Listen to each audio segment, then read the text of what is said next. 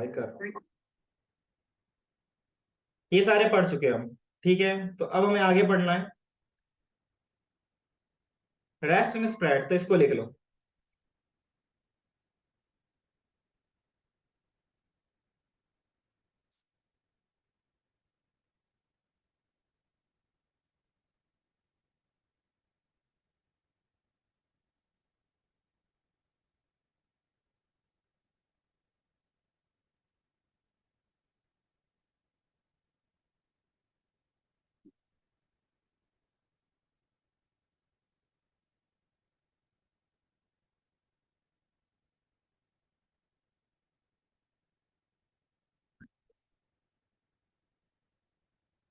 लिख लिया हो तो बता देना।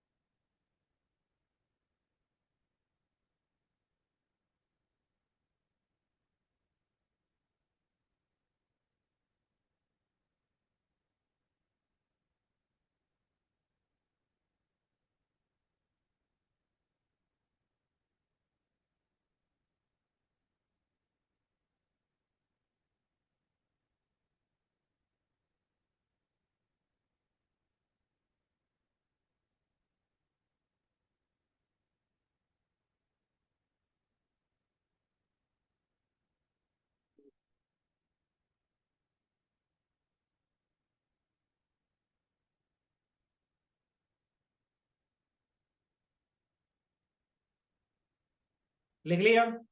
ठीक है। सबसे पहले रेस्ट को देखते हैं, फिर स्प्रेड को देखेंगे।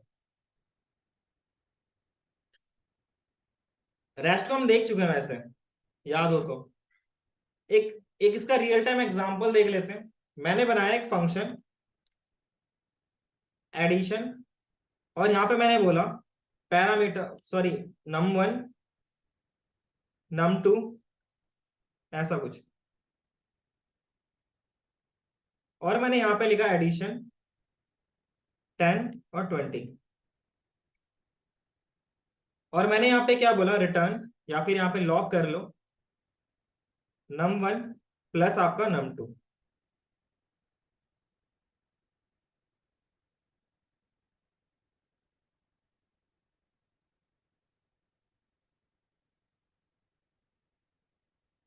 इसने अभी तक चेंज नहीं किया नाम।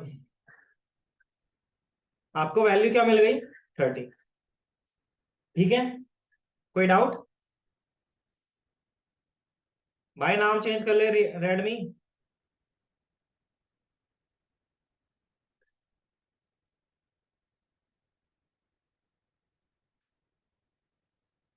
उसके बाद मुझे करना क्या था भाई, हो सकता है कल को मैं और भी वैल्यूज दे दूं यहाँ पे, है ना। मैं वैल्यू दे सकता हूँ यहाँ पे, बिल्कुल दे सकता हूँ। और मुझे यहाँ पे क्या हो कि सम हो जाए उसका। अब अगर आप यहाँ देखोगे सिचुएशन, इसको देखोगे तो इसके लिए आपके पास num1 आ रहा है और ये आपका num2 है। बाकी जो भी वैल्यू है ना, उसके लिए कोई आपको वेरिएबल डेटा गेट करने के लिए आपने बनाया नहीं। और ऐसा भी सिचुएशन हो सकता है कि मल्टीपल आप दे दो। तो इसकी जगह पे आप क्या करना चाहते हो, एक सिंपल सा एग्जांपल है कि मैं क्या करता हूं यहाँ पे तो जो जितना भी डेटा पास हो रहा है, यहाँ पर कुछ ऐसा मैकेनिज्म हो जाए कि पूरा एरे में कन्वर्ट हो जाए वो। तो उसे हम कहते हैं रेस्ट ऑपरेटर। ट्रिपल डॉट आपने यहाँ पे नम लिख दिया। अब मैं इस नम को यहाँ पे लॉक करके देखता हूं, तो जो भी आप डेटा यहाँ पे पास करोगे ना, अब वो किस में कन्वर्ट हो जाएगा, एरे में। अब मैं इसको सम कर सकता हूं इजीली। आपके पास एरे का एक आपके रिड्यूस मेथड है, उसको करना है उसे करो, फॉर लूप यूज करना फॉर लूप यूज करो। ठीक है, लेट सम इक्वल टू में 0। आपको अगर वो यूज करना है, क्या कहते हैं आपके पास, रिकर्जन यूज करना है, तो आप वो भी कर सकते हो। सम प्लस इक्वल टू में वैल्यू, और ऐसे लॉक कर लो यहाँ पे सम को। ठीक है, तो आप यहाँ पे देखोगे तो आपको 120 मिल गया। तो ये जो आपके पास मैकेनिज्म है इसको कहते हैं रेस्ट ऑपरेटर। ये क्या कर रहा है, जो भी आप जितना भी वैल्यू आप यहां पे पास करो, डजंट मैटर, वो किस में कन्वर्ट हो जाएगा, यहाँ पे एरे में कन्वर्ट हो जाएगा और आपको उस हिसाब से वैल्यू मिल जाएगी। तो ये बेसिकली आपका रेस्ट ऑपरेटर हो गया। किसी को कुछ पूछना हो तो पूछ सकते हो।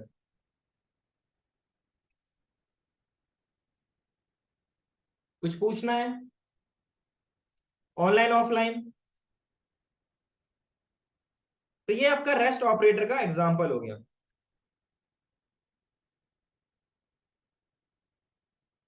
ऑनलाइन में किसी को कुछ पूछना है?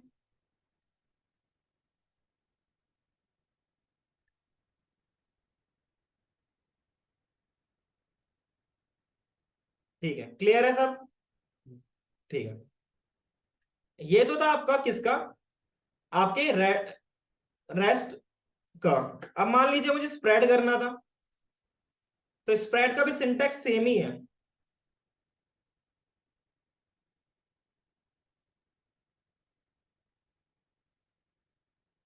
मान लीजिए मेरे पास क्या है, मैंने बनाया लेट एरे इक्वल टू में मैंने 10, 20, 30, 40 एंड 50, मेरे पास 5 वैल्यूज हैं। अब मुझे दिक्कत यह है कि मान लीजिए कि मेरे को इसको क्या करना था, एक नए एरे में वैल्यू को इंसर्ट करना था इसको। अगर मैं कुछ इस तरीके का कर दूंगा तो इस केस में क्या होगा, आपके पास एक कंटेनर है जहां पर आपके पास लेट्स से ये डेटा पड़ा हुआ है, ये एक्स नाम से आपका क्या है, एड्रेस है। तो ये क्या कर रहा होगा, इसको पॉइंट कर रहा होगा ना। अब जैसे ही मैं इसको पास करूंगा इसमें, तो ये भी इसको पॉइंट करने लग जाएगा। बट मुझे बनाना था इसका कॉपी। ठीक है, तो कॉपी बनाने के लिए आप यूज कर सकते हो स्प्रेड। स्प्रेड क्या करता है, एरे लिखा, डॉट डॉट डॉट आपके पास एरे, ये क्या करेगा, जो भी डेटा होगा उसे वन बाय वन खोल देगा। ऊपर वाला क्या कर रहा था, जोड़ रहा था, एरे में कन्वर्ट कर रहा था, ये क्या करेगा, ओपन कर देगा। अब इसे लॉक करो, एरे और एरे टू को। फिलहाल के लिए आपको दोनों क्या करेगा, सेम वैल्यू दे रहे हो, लेकिन यहां पे मैं लिखता हूं एरे टू डॉट पुश, कितना आपके पास, यहां पे 20 लिख लिया, तो इसमें वैल्यू बढ़ जाएगी। जबकि अगर मैं इसकी जगह पे एरे लिखता, इस केस में दोनों के पास 20 चला जाता, क्योंकि पहले वाले केस के अकॉर्डिंग वो क्या कर रहा था, एड्रेस शेयर कर रहा था। बट यहां पे आप क्या कर रहे हो, आप वो सेम चीज कॉपी कर रहे हो। तो यहां पे आपको नया इसको एक नया मेमोरी स्पेस मिलेगा और इसको एक नया मेमोरी स्पेस मिलेगा। ठीक है, और दोनों इक्वल भी नहीं होंगे। तो ये आपका स्प्रेड ऑपरेटर, ये बेसिकली आपने किस पे किया, ये आपने एरे में किया। सेम केस अगर आपको यूज करना है तो आप इसको लेट, मैंने लिखा ऑब्जेक्ट और यहां पे मैंने लिख दिया फर्स्ट नेम कॉलन, यहां पे मैंने लिख दिया दीपक अपना नाम और लास्ट नेम सिंह। मुझे क्या करना था, सेम केस यहां पर ही वही चीज करनी थी, लेट आपके पास ऑब्जेक्ट, सॉरी यहां पे ओबीजे टू इक्वल टू में ओबीजे।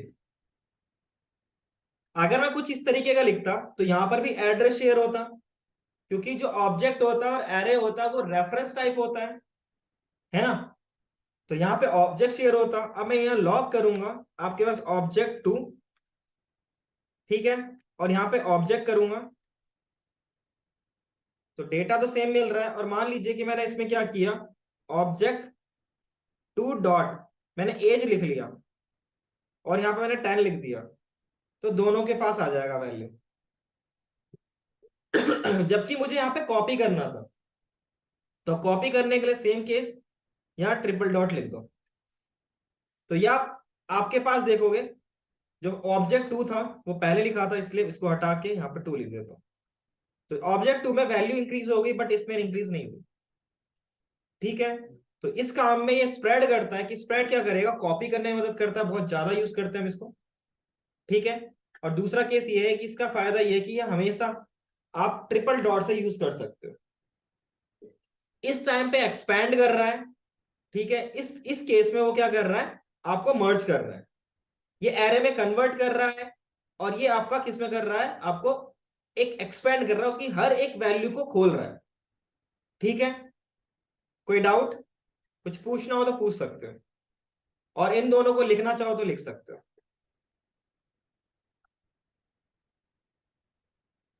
ये आपका रेस्ट का एग्जांपल है, ये आपका स्प्रेड का एग्जांपल है, पहले रेस्ट का एग्जांपल को ले लो, और ये आपका स्प्रेड का एग्जांपल है, एरे में है और ये ऑब्जेक्ट में है। तो इसको लिखना हो तो लिख सकते हो। लिखना है, लिख लोगे तो प्लीज बता देना ताकि मैं आगे मूव ऑन कर जाऊं।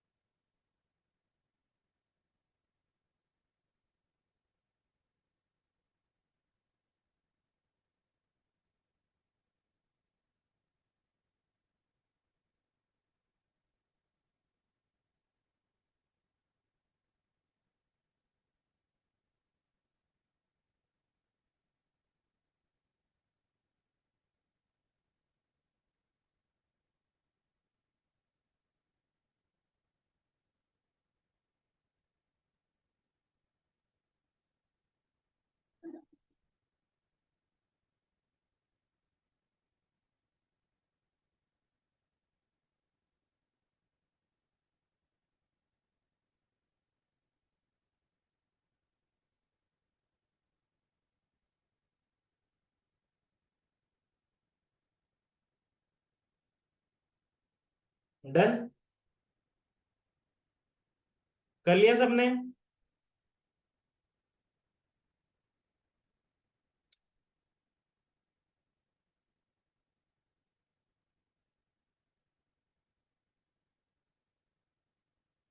किसी को कुछ पूछना हो तो पूछ सकते हो, कि ना समझ में आया हो तो।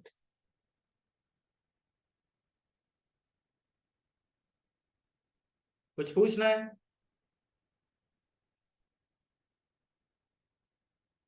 आगे बढ़े? आगे बढ़े, चलो फिर टॉपिक डालो वेरिएबल स्कोप, इसको लिख लो।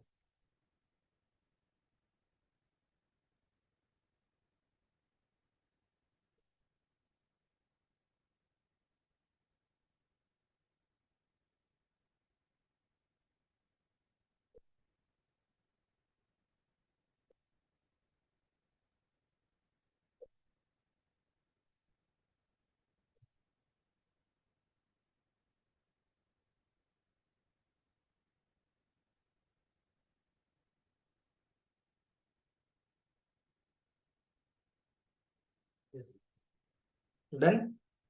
चलो हमारे पास वेरिएबल, ठीक है, कितना रह रहा है?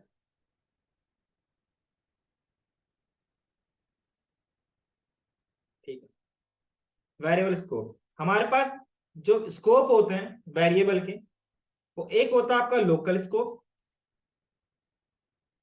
एक होता है आपका ग्लोबल स्कोप, और एक आपके पास होता है लेक्सिकल स्कोप।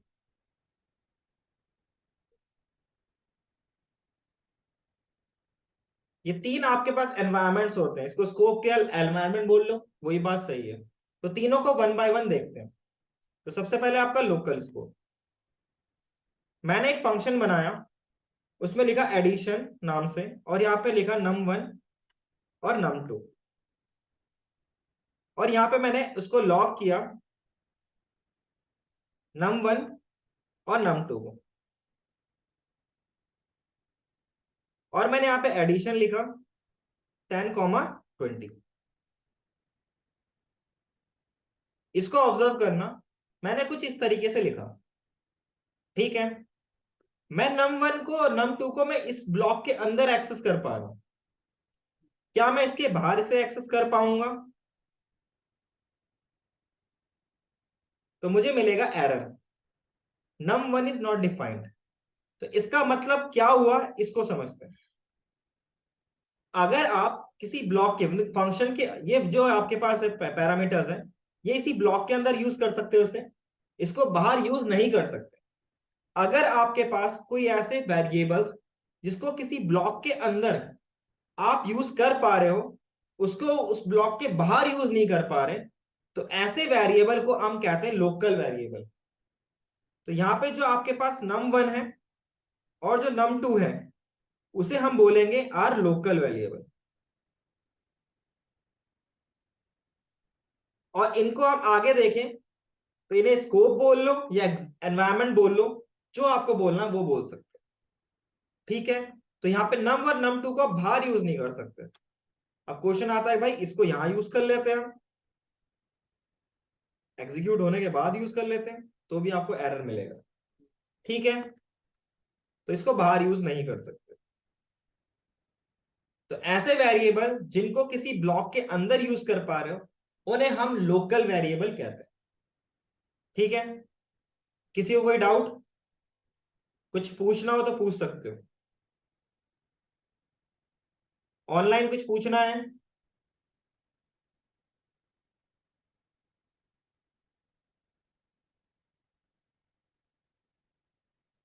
ठीक है।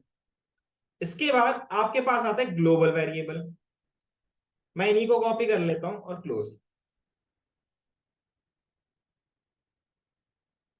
और यहां पे मैं क्या करूंगा, यहां पे मैंने एक क्या किया, यहां पे लिखा लेट सम इक्वल टू में 0, और यहां पे मैं लिखा सम इक्वल टू में num1 प्लस num2, ठीक है। और यहां मैं उस सम को यूज कर पा रहा हूं, वैल्यू मिल गया आपको 30। तो ऐसे वेरिएबल जिनको हम कहीं से भी एक्सेस कर सकते हैं, किसी भी जगह से एक्सेस कर सकते हैं, तो ऐसे वेरिएबल को हम कहते हैं ग्लोबल वेरिएबल। और इनका जो स्कोप होता है वो ग्लोबल स्कोप होता है, या एनवायरमेंट जो बोल लो वो आपका ग्लोबल एनवायरमेंट होता है। किसी को कोई डाउट, ऑनलाइन में किसी को कुछ इश्यू कुछ पूछना हो तो पूछ सकते हो।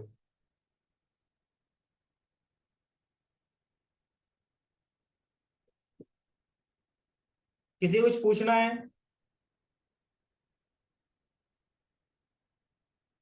तो ये कैसे डिफाइन करें, वो जो हमें कब ग्लोबल यूज करना है? आपको अगर लगता है कि मैं इस वेरिएबल को कभी भी यूज कर सकता हूं, कहीं से भी यूज कर सकता हूं, तो आप उसको ग्लोबल रखोगे। अगर आपको लगता है कि इसका यूज ओनली इसी पर्टिकुलर सेक्शन के अंदर होगा, ब्लॉक के अंदर होगा, तो उसे लोकल रखो,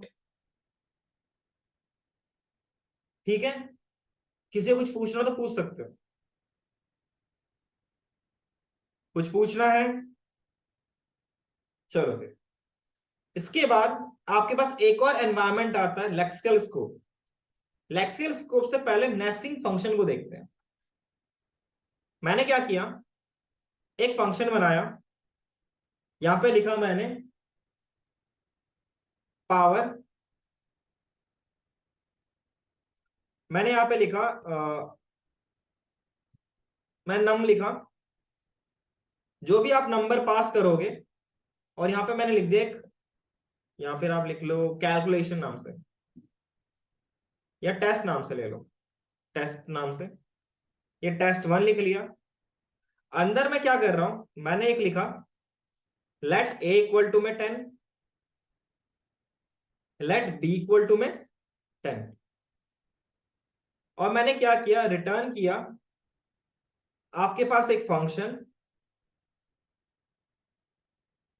और इस केस में मैंने लिख दिया, इसमें रिटर्न, यहां पे भी रिटर्न कर दिया मैंने ए प्लस बी। अब मैं करूंगा क्या, मैंने लिखा लेट टेस्ट इक्वल टू में, मैंने टेस्ट 1 को कॉल कर लिया। तो लॉग करके देखते हैं कि टेस्ट 1 में आया क्या, टेस्ट पे क्या आया आंसर। तो टेस्ट में आया पूरा फंक्शन जो कि मैंने यहाँ पे रिटर्न किया था। अच्छा ठीक है, तो मैं क्या करता हूं, इसी टेस्ट को कॉल कर लेता हूं, तो मुझे मिला 20। अब इस सिचुएशन को समझना, मैंने क्या किया, पहले इसको कॉल किया, तो इसको कॉल किया बाहर से और रिटर्न कर दिया इस फंक्शन को, तो इसका मतलब इन वेरिएबल का तो काम खत्म हो गया, इनका तो कोई यूज नहीं है। और बट जब मैंने इस टेस्ट को दोबारा से रन किया, क्योंकि रिटर्न क्या कर रहा है, एक मेथड कर रहा है, फंक्शन कर रहा है, तो मैंने इसे कॉल किया, तो भाई इन दोनों की वैल्यू इसने कैलकुलेट करके रिटर्न कर दी। ये कैसे हुआ, तो ये जो हो रहा है, ये हो पा रहा है because of lexical scope, because of lexical scope. Actually होता क्या है, जब कभी भी आपके पास कुछ इस तरीके का काम आता है, मतलब दिक्कत आए, मतलब एक फंक्शन जो कि इंटरनली रिटर्न कर रहा है आपका एक फंक्शन, और उसमें क्या है कि उसके आउटर फंक्शन के जो वेरिएबल्स हैं उसको वो यूज कर रहा है, तो जब ये रिटर्न करता है ना, तो रिटर्न करते करते समय इसके जो आउटर वेरिएबल होते हैं ना, इसे पता है कि भाई इन दोनों का यूज होगा, तो साथ में वो इन दोनों को भी रिटर्न करता है। ठीक है, और उसके बाद जब ये कॉल होता है, तो भाई एग्जीक्यूट इन दोनों की वैल्यू को एग्जीक्यूट करता है। कैसे करता है इसको समझते हैं। ये तो काम हो चुका था, यहां से तो ये काम हो चुका था बाहर वाला। जब ये एग्जीक्यूट होगा, तो ए और बी को कंपाइलर जो है वो चेक करेगा, ए कहां पर इसके अंदर है, नहीं है, तो वो क्या करेगा, इसके बाहर वाले आउटर मेथड, उसके फंक्शन के पास जाता है। अब ये कैसे जाता है, जब ये रिटर्न होता है ना, इस इसका एक रेफरेंस इसके साथ एक अटैच होकर रिटर्न होता है। हो सकता है कि जो आप यहां पे यूज कर रहे हो वेरिएबल, कि ये इसके आउटर वेरिएबल में हो, और अगर वहां से मिल जाता है तो वो वैल्यू वहां से उठा के यहां पे लगा देगा। ऐसी बी का केस होगा। ठीक है, और इसी, अब मान लीजिए कि कल को अगर मान लीजिए यहां पे भी नहीं है, तो ये इसके बाद ये बाहर की तरफ जाता है, तो इस एनवायरमेंट को कहते हैं लेक्सिकल स्कोपिंग। ठीक है, और जो आप देख रहे हो इसे कहते हैं क्लोजर। क्लोजर क्या कहता है, क्लोजर बेसिकली एक मेथड, एक फंक्शन हो जो कि रिटर्न होता है एक अनदर फंक्शन से, बट वो साथ साथ में क्या करता है, जो उसके आउटर फंक्शंस होते हैं ना, उसके जो भी प्रॉपर्टीज होती हैं, वो उसको एज अ मेमोरी ट्रीट करता है। हो सकता है कि इन फ्यूचर वो यूज में आए, जो प्रॉपर जो आपके वेरिएबल्स हैं और जो आप मेथड हो सकते हैं इसके अंदर, वो यूज में आए। ठीक है, तो इसको कहते हैं क्लोजर। कोई डाउट किसी को, ये जो स्कोपिंग है ये लेक्सिकल स्कोपिंग है, इसी को हम क्लोजर भी कहते हैं, इस पूरे को। किसी को कुछ पूछना हो तो पूछ सकते हैं, कुछ पूछना है।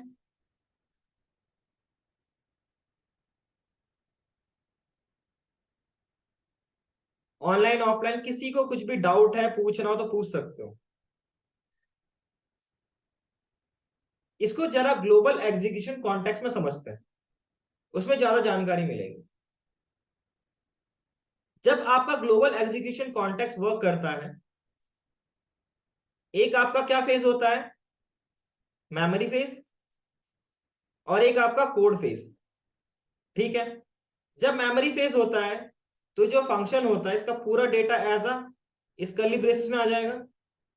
जब कोड फेज होता है, जब रन होता है, तो उस केस में इसके अंदर एक होता है फंक्शन एग्जीक्यूशन कॉन्टेक्स्ट। जब फंक्शन रन होता है तो उसे क्या कहते हैं, वैसे तो ग्लोबल एग्जीक्यूशन कॉन्टेक्स्ट है, ठीक है। लेकिन जब फंक्शन एग्जीक्यूट होता है तो उस केस में आपका एक अलग से ब्लॉक बनता है जिसमें आपके सेम होता है मेमोरी और कोड फेज, बट इसको कहते हैं फंक्शन एग्जीक्यूशन कॉन्टेक्स्ट। ठीक है। अब इसको समझते हैं फंक्शन एग्जीक्यूशन कॉन्टेक्स्ट को। जब आपका फंक्शन एग्जीक्यूशन कॉन्टेक्स्ट वर्क करेगा तो उसके अंदर भी आपका एक मेमोरी फेज और एक आपका कोड फेज। ठीक है। अब आपका ये पहले तो लेट और ए को मिलेगा अनडिफाइंड, सॉरी ए को अनइनिशियलाइज्ड, बी को मिलेगा अनइनिशियलाइज्ड। रिटर्न कर रहा है तो आपका पूरा ब्लॉक चला जाएगा, उसको अलग। ये जब रन होता है तो ए के पास क्या चली जाएगी वैल्यू 10, बी के पास क्या चली जाएगी वैल्यू 10। जब ये रिटर्न होगा और ये बनेगा टेस्ट। ठीक है।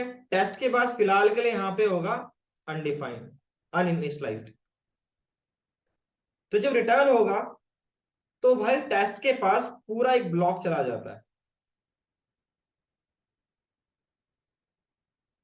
ठीक है। जब आप फंक्शन को देखोगे, एनालाइज करोगे फंक्शन को, बेसिकली फंक्शन की मेमोरी को, अब हम बात करते हैं फंक्शन की मेमोरी को।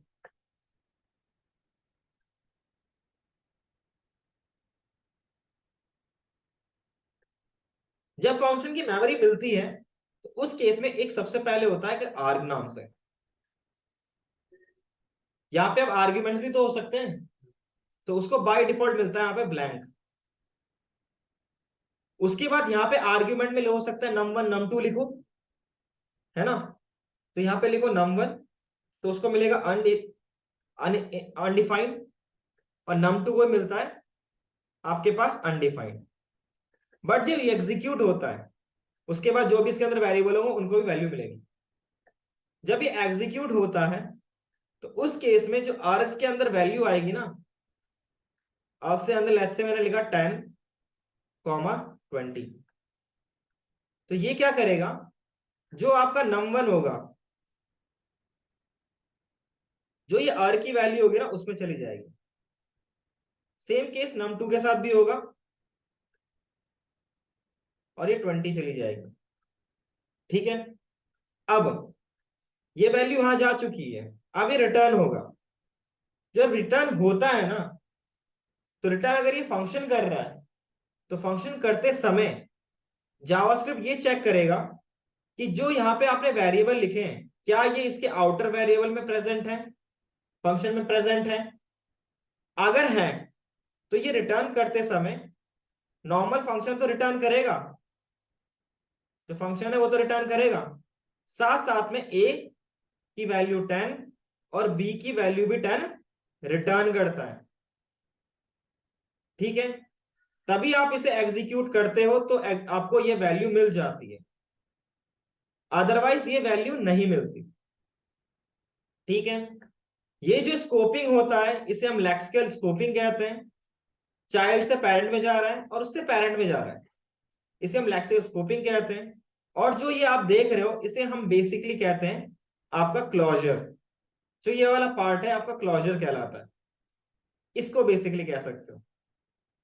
ये क्या कर रहा है, अपने पेरेंट वाले वेरिएबल्स को, क्या वैल्यू को एज अ मेमोरी ट्रीट कर रहा है। इन फ्यूचर अगर आप इसको एग्जीक्यूट कर, जैसे इसको एग्जीक्यूट किया तो ए और बी की वैल्यू मिली ना, उससे पहले तो इसके अंदर थोड़ा, इस ब्लॉक के अंदर थोड़ा ना एग्जीक्यूट है आपका, वो वैल्यू है, वैल्यू तो इसके बाहर है, तो इसे हम कहते हैं क्लोजर। तो किसी को कुछ पूछना है फंक्शन एग्जीक्यूशन कॉन्टेक्स्ट के अकॉर्डिंग, तो किसी को कुछ पूछना हो तो पूछ सकते हो।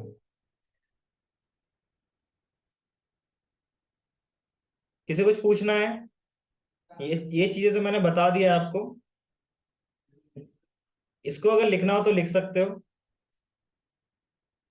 ठीक है।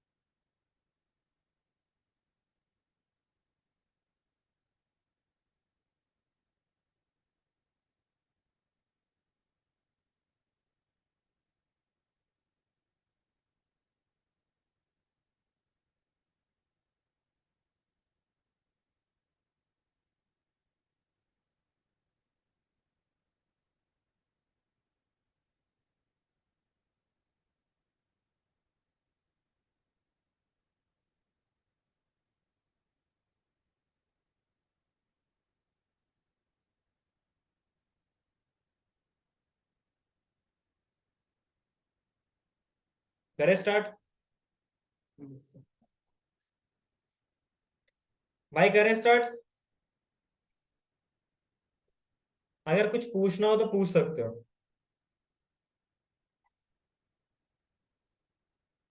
चलो फिर आगे बढ़ते हैं।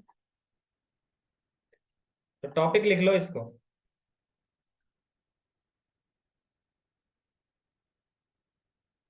इसको लिख लो, फिर आगे बढ़ेंगे।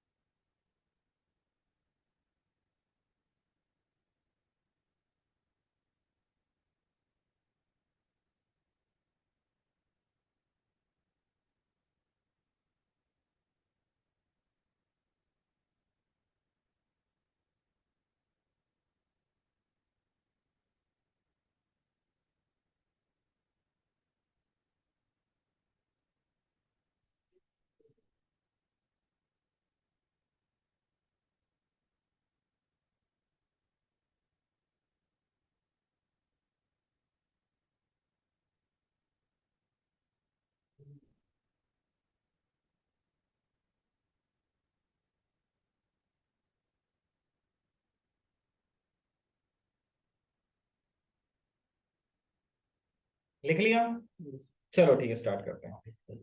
देखो हमने वैर के बारे में कुछ चीजें पढ़नी थी। देखो वैर क्या होता है, मैंने वैर नेम लिखा इक्वल टू में, या फिर आप फुल नेम लिख लेते हैं। इक्वल टू मैंने अपना नाम लिख दिया दीपक सिंह गोसाई, और मैंने इसे लॉक किया फुल नेम। अब मैं यहाँ पे देखूंगा तो मुझे यहाँ पे अपनी वैल्यू मिल जाएगी दीपक सिंह गोसाई फुल, ठीक है। कोई डाउट? चलो फिर आगे देखते हैं। अब मैंने क्या किया, इसको मैंने एक ब्लॉक के अंदर डाल दिया, ठीक है। तभी मेरा दीपक सिंह गोसाई आ रहा है। तो जो वैर होता है उसके पास कोई ब्लॉक स्कोप नहीं होता, ठीक है। उसके पास बस जस्ट एक चीज होती है जिसे फंक्शन स्कोप कहते हैं। लोकल वेरिएबल देखा था हमने, बस वही चीज होती है। अब मान लिया जाए कि अब मैंने क्या किया, एक यहां पे लेट बना लिया, लेट फर्स्ट नेम, जो मेरा नाम था फर्स्ट नेम में दीपक लिख दिया, अब मैं इसको ना यहाँ पे लॉक करके देखता हूं। फर्स्ट ये आ जाएगा एरर। तो जो आपके पास लेट और कॉन से आप बना रहे हो ना, उसके अंदर ब्लॉक स्कोप होता है। इसका मतलब क्या हुआ, अगर आप किसी भी लेट और कॉन्स को किसी ब्लॉक के अंदर लिख रहे हो, लेट और कॉन्स वाले कोई वेरिएबल क्रिएट कर रहे हो और किसी ब्लॉक के अंदर कर रहे हो, तो आप उसको उसके अंदर ही यूज कर सकते हो, उसके बाहर यूज नहीं कर सकते। दूसरा केस, मैं यहां पे एक बनाता हूं let first name equal to में दीपक। अकॉर्डिंग टू जो हमने अभी तक पढ़ा है उसके अकॉर्डिंग क्या है, ये एक एरर है, बट ये एरर नहीं है, क्योंकि जो लेट और कॉस्ट होता है वो काम करता है आपका ब्लॉक स्कोप के अकॉर्डिंग। तो अगर किसी ब्लॉक के अंदर दोबारा से सेम डिक्लेरेशन आप कर दोगे तो ये एरर नहीं है, ठीक है। लेकिन सेम लेवल पे अगर आप कर रहे हो तो वो एरर है, ठीक है। तो ये चीज याद रखना, इंटरव्यू क्वेश्चन पूछा जाता है, किसी ब्लॉक के अंदर आपने बना दिया, एरर आएगा नहीं आएगा, ठीक है। कोई डाउट? जबकि वैर को ऐसे लिखो चाहे ऐसे लिखो, उससे कोई फर्क नहीं पड़ेगा, ठीक है। तो ये सारी चीजें आपको याद होनी चाहिए। ये बेसिकली वैर और लेट और कॉन्स में डिफरेंस क्रिएट करता है, समझ गया? किसी को कुछ पूछना हो तो पूछ सकते हो।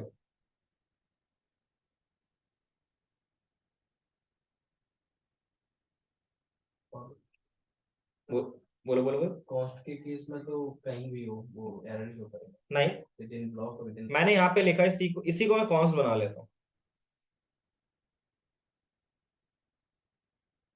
और इसको सेम केस कॉपी किया, नो एरर। लेटर कॉन्स के केस में ब्लॉक वाइज काम करेगा, सेम लेवल पे होगा तो एरर आएगा, सेम लेवल पे नहीं है तो एरर नहीं आएगा, ठीक है। ये इसमें क्राइटेरिया होता है, इसीलिए कहा जाता है कि लेट और कॉन्स के पास ब्लॉक स्कोप होता है, जबकि आपके पास वैर के पास फंक्शन स्कोप होता है, वो क्योंकि फंक्शंस पे ही काम करता है, ठीक है। किसी को कोई डाउट कुछ पूछना हो तो पूछ सकते हो। ऑनलाइन में किसी को कोई डाउट कुछ पूछना हो तो पूछ सकते हो।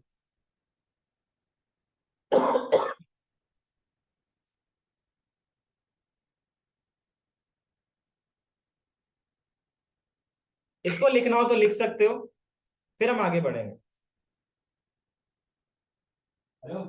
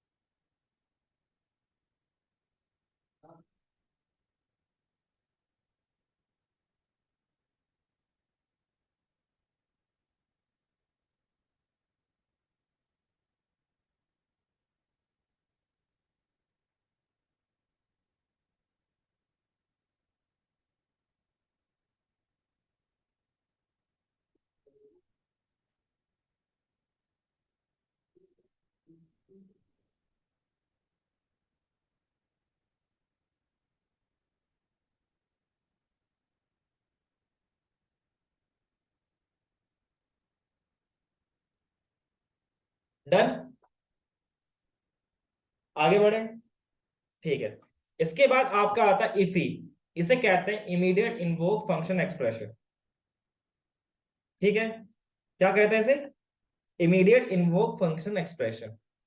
कभी कभार सिनेरियो आपको बन जाएंगे कि कोई फंक्शन है आपके पास और उसी को आपको कॉल कर देना है, कुछ इस तरीके का समझ लो, एनोनिमस फंक्शन।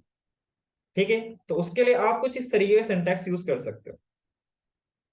मैंने लिखा फंक्शन और यहां पे लिख दिया मैंने लॉग IIFE। ठीक है, तो ये आ गया।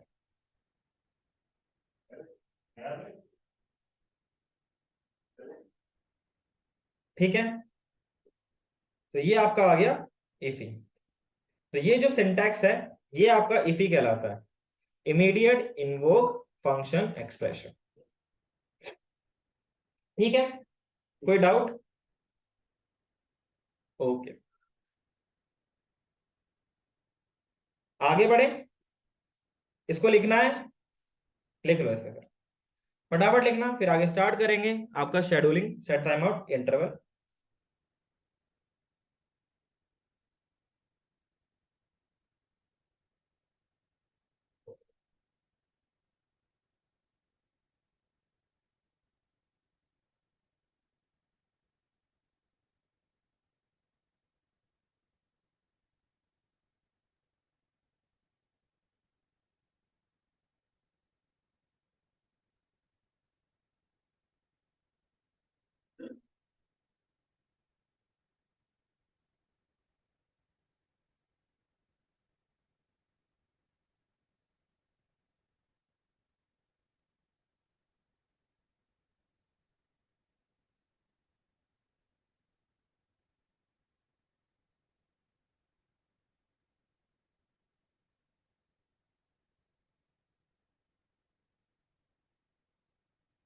स्टार्ट करें आगे। ठीक है, ये तो हमने लिख लिया, देख लिया, न्यू फंक्शन हमने देख लिया था, क्लोजर हमने ऊपर देख लिया, और इसको लिखो फिर आप।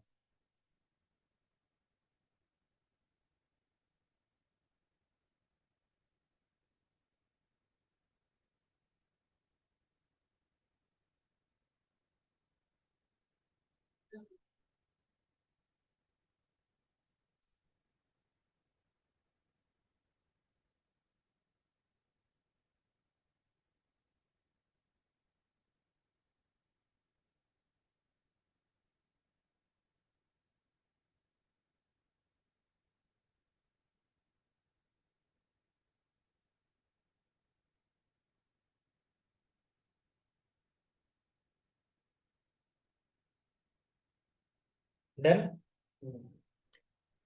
लिख लिया।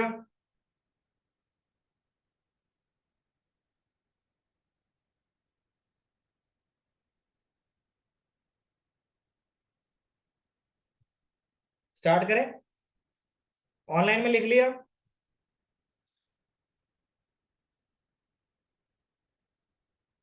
ओके, अब स्केजुलिंग देखेंगे हम।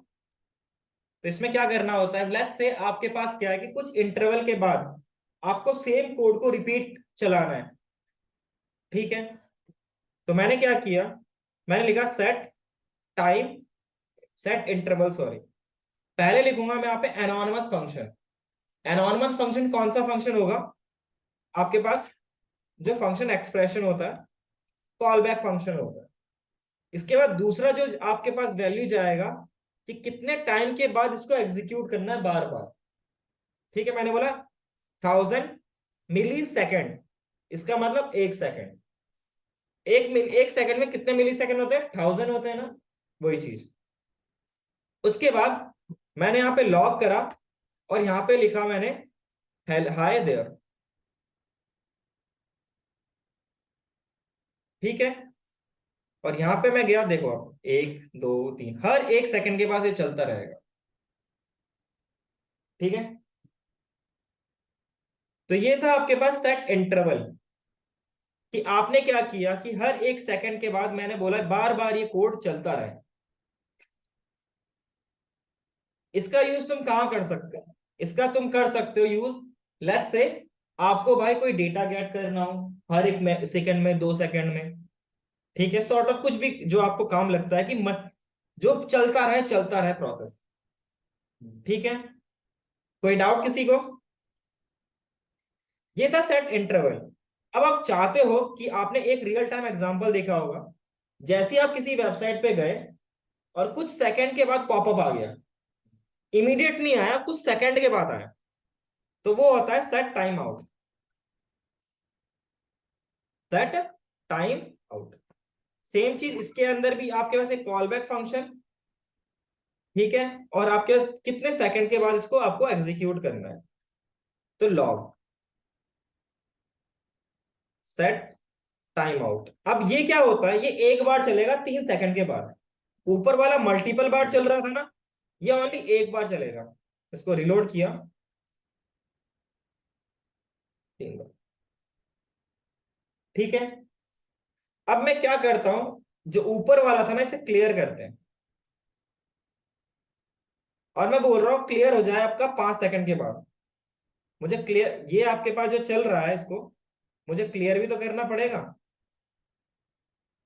किसी एक टाइम के बाद आप चाहते हो कि इसे बंद कर दो, तो उसे क्लियर करना कहते हैं। तो कैसे करोगे, मैंने बोला 5 सेकंड के बाद बंद करूंगा। तो लेट इंटरवल लिख दिया, कुछ नाम से मैंने वेरिएबल में स्टोर कर दिया इसे, और यहां पे लिखूंगा इसकी जगह पे क्लियर इंटरवल, और यहां लिख दूंगा मैं उसको इंटरवल को। अब देखना, 1, 2, 3, 4, 5, अब नहीं चलेगा। पहले चल रहा था ना बार बार, ठीक है। अब आपके सिचुएशन ये भी है कि मेरे को भाई इसी सेट टाइम आउट को क्लियर करना था, तो लेट लिख सकता हूं वहां पे क्लियर टाइम आउट, नाम से ले लिया कुछ, और यहां पे लिख दूंगा मैं क्लियर टाइम आउट, और यहां पे लिख दूंगा clear time out. Clear time out is not a function. तो अंदर पंखा आ रहे हैं वो वाला, वो कैपिटल है। ये तो अच्छा, अरे ये तो एक ही चीज है, हाँ, वरना दिक्कत आ जाएगी। देखो,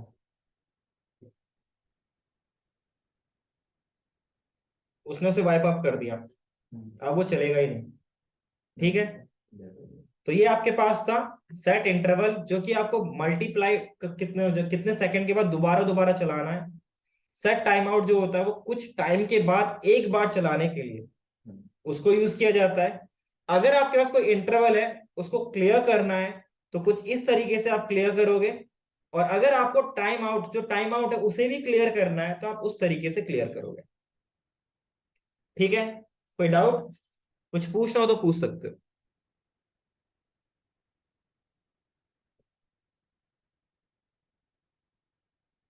तो इसको लिखना हो तो लिख सकते हो, फिर हम आगे बढ़ेंगे।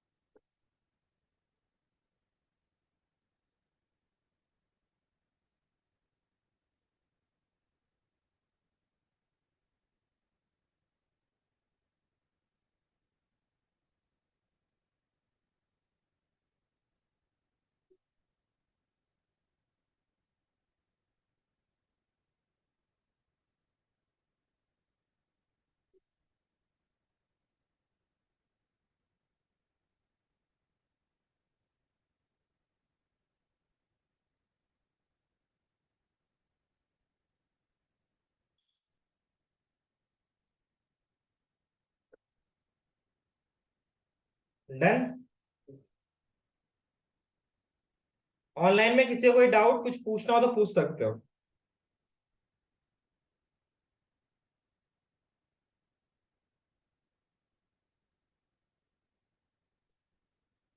इसके बाद एक नेस्टिंग सेट टाइम आउट को देख लेते हैं।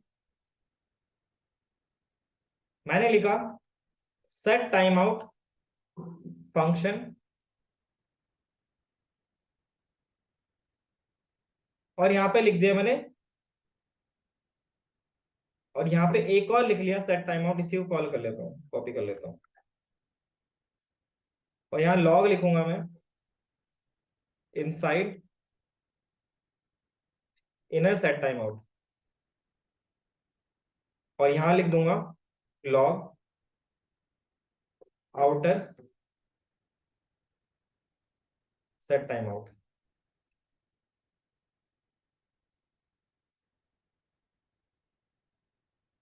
आउटर सेट टाइम आउट चल गया, उसके बाद आपका इनर सेट टाइम आउट चला।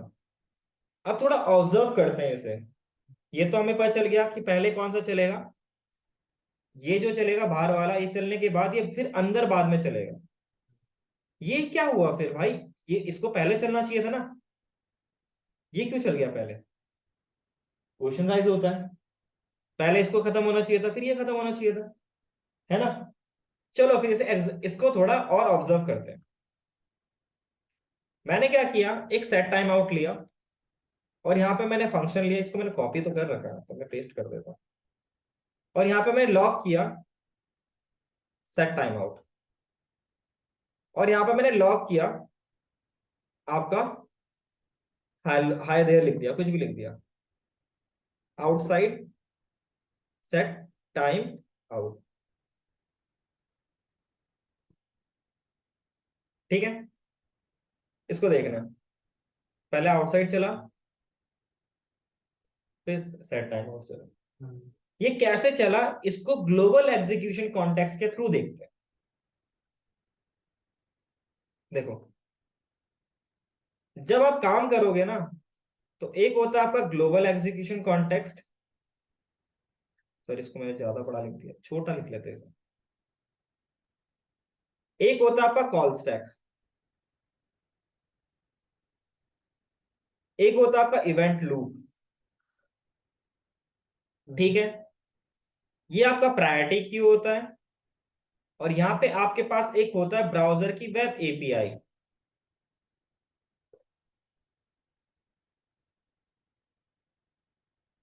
ठीक है, जब आपका ये सेट टाइम आउट चला ना, तो ये जावास्क्रिप्ट का पार्ट नहीं है, ये किसका पार्ट है, ब्राउजर का पार्ट है।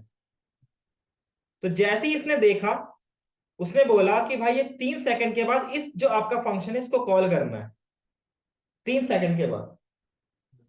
तो भाई इसने बोला ठीक है, तो इसने बोला वेब एपीआई को कि भाई जो ये फंक्शन मेथड है ना, इसको इसको 3 सेकंड के बाद एग्जीक्यूट करना, और ये लग गया भाई आगे के काम में।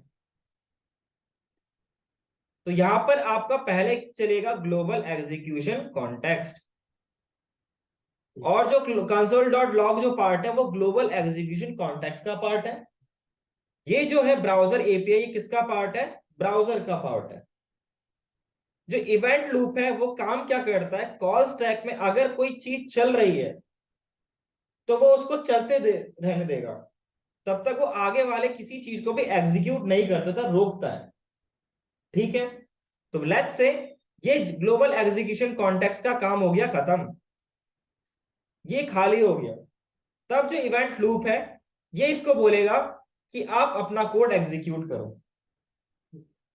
तो कभी कभार हो सकता है कि ज्यादा सेकंड भी लग जाए।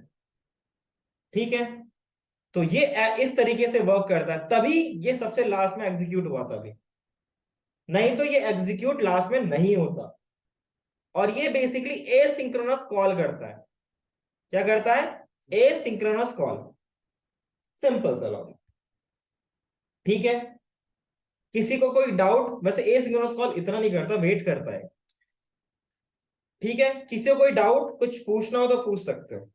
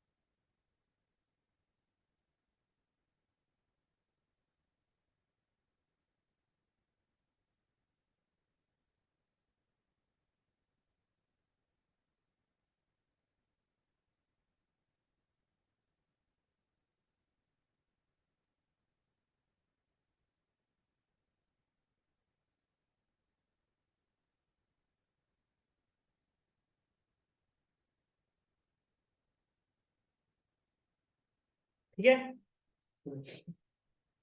आगे बढ़े। चलो फिर इसके बाद टॉपिक डाल लो इसको।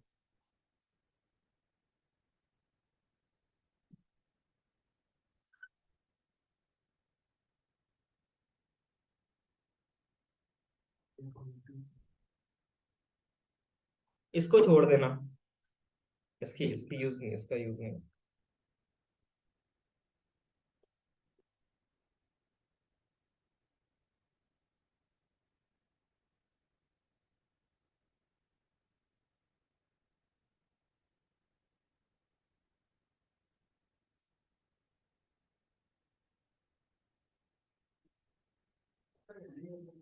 नीचे से बता देंगे।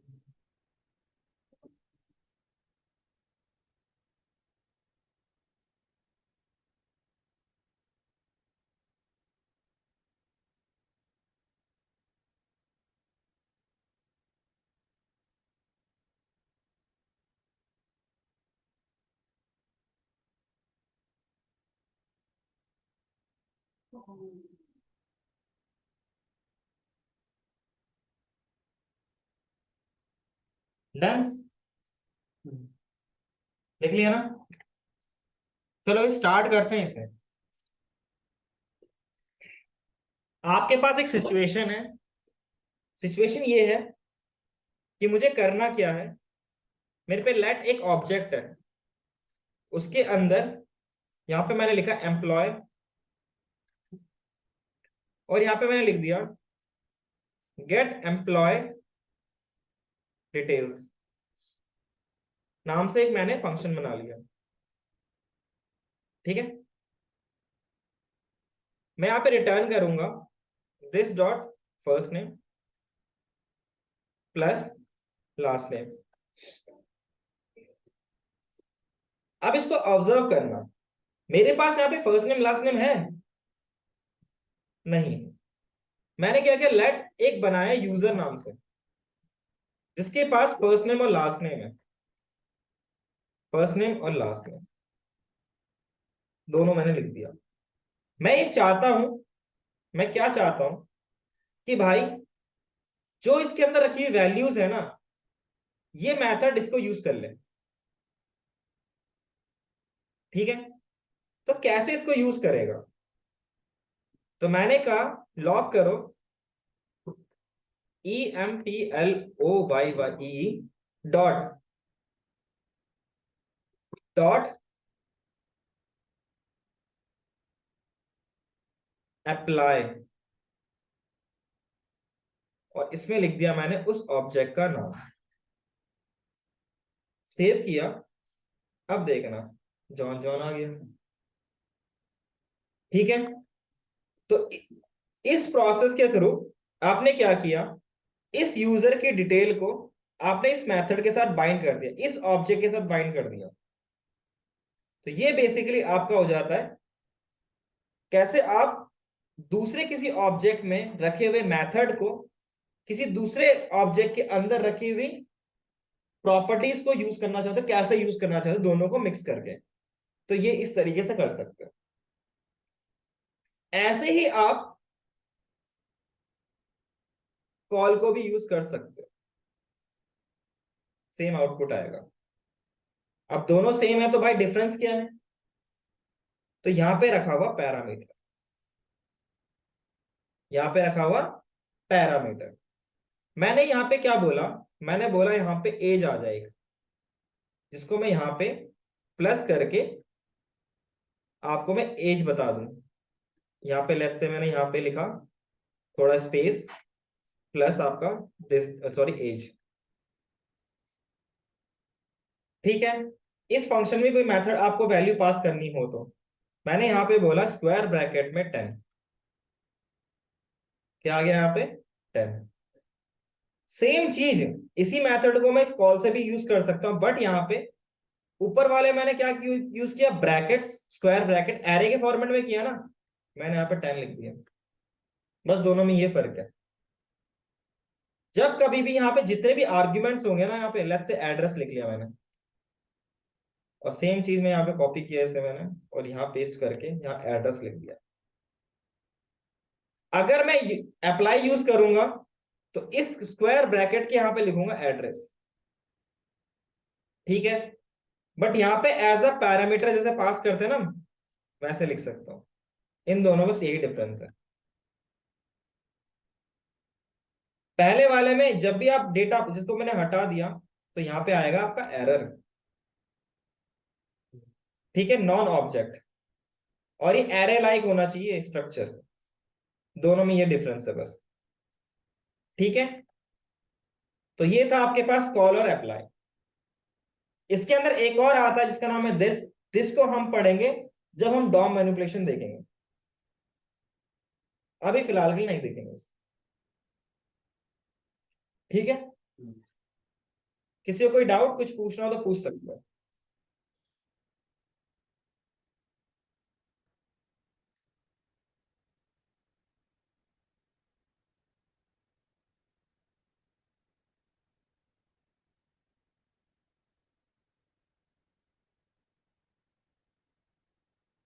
इसके बाद बचा क्या आपका, दिस और एरो, खत्म आपका। तो आज के लिए फिलहाल इतना ही करते हैं, ठीक है। बाकी करेंगे नेक्स्ट क्लास में। तो नेक्स्ट क्लास में जो आपको पढ़ के आना है, इसको मैं एक बार बता देता हूँ, फिर लिख लेना इसे। कल आपको ऑब्जेक्ट प्रॉपर्टीज पढ़ के आना है और क्लास पढ़ के आना है। हाँ, इसको लिखना हो तो लिख सकते हो आप।